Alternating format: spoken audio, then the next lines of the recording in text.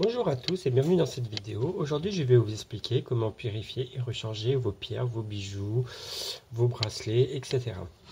Donc là je vais vous montrer, donc du coup ça c'est mon gabbro.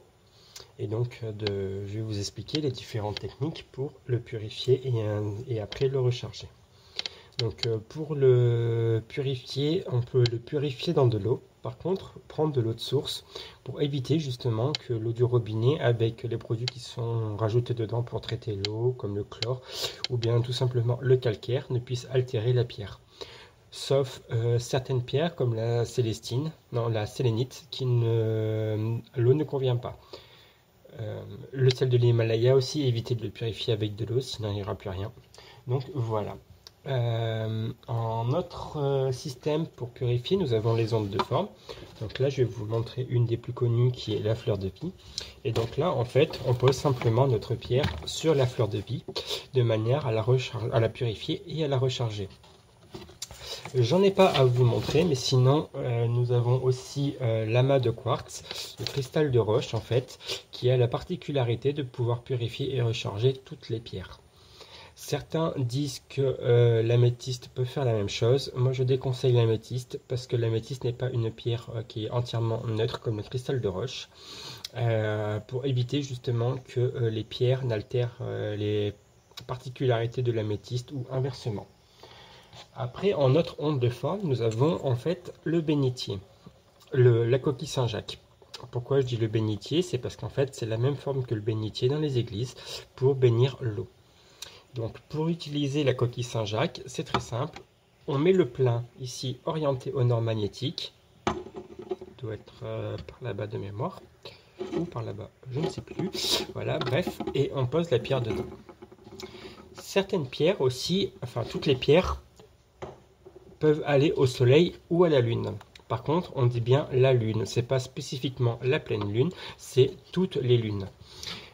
Certaines pierres, par contre, comme le quartz rose ou l'améthyste, justement, ne supportent pas les lumières directes du soleil.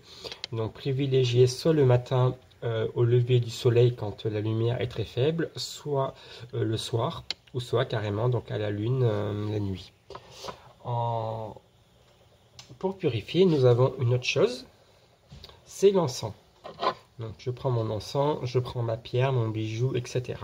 Et en fait, je viens par fumigation purifier mon bijou, ma pierre ou voilà, mon bracelet. Voilà, pour ça c'est fait. Une des choses que je préfère pour purifier et pour recharger, c'est le bol chantant. Donc soit on le fait taper comme je viens de faire, ou soit en fait on utilise le marteau pour le faire chanter.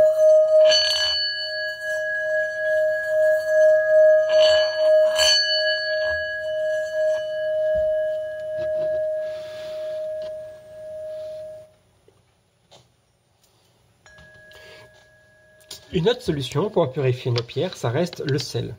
Par contre, le sel, c'est de manière indirecte. Donc je vais prendre une assiette, je vais prendre du gros sel, je vais prendre un bol ou un verre, peu importe. Le mieux c'est d'utiliser un verre, comme ça on peut mettre chaque pierre dans un verre différent. Et en fait, on pose le verre avec notre pierre dedans sur le sel. Et le sel va absorber les énergies négatives que la pierre aura absorbées à son tour. Ne pas oublier après la purification, bien sûr, de mettre la pierre à recharger avec l'une des solutions que je vous ai expliquées. Les plus simples restent la coquille Saint-Jacques et la fleur de vie, car elles font les deux en même temps. Le bol chantant, si vous avez la chance ou si vous avez la chance d'en avoir un, ça reste aussi très intéressant. En plus, le bruit peut être très mélodieux. On peut s'amuser. Moi, j'en ai plusieurs, donc je m'amuse, je fais de la mélodie avec. Voilà. Moi personnellement, je recharge mes pierres tous les soirs, même si il n'y en a pas forcément besoin. Mais vu que je porte mes pierres, mes bracelets, en fait toute la journée sur moi, je les nettoie tous les soirs. Enfin tous les soirs, ils sont posés sur une fleur de vie ou à côté d'un quartz blanc, un cristal de roche. J'espère que cette petite vidéo explicative vous aura plu. Si c'est le cas, n'hésitez pas à la liker, à vous abonner à la chaîne et pourquoi pas à la partager. Je vous souhaite une bonne journée. À la prochaine.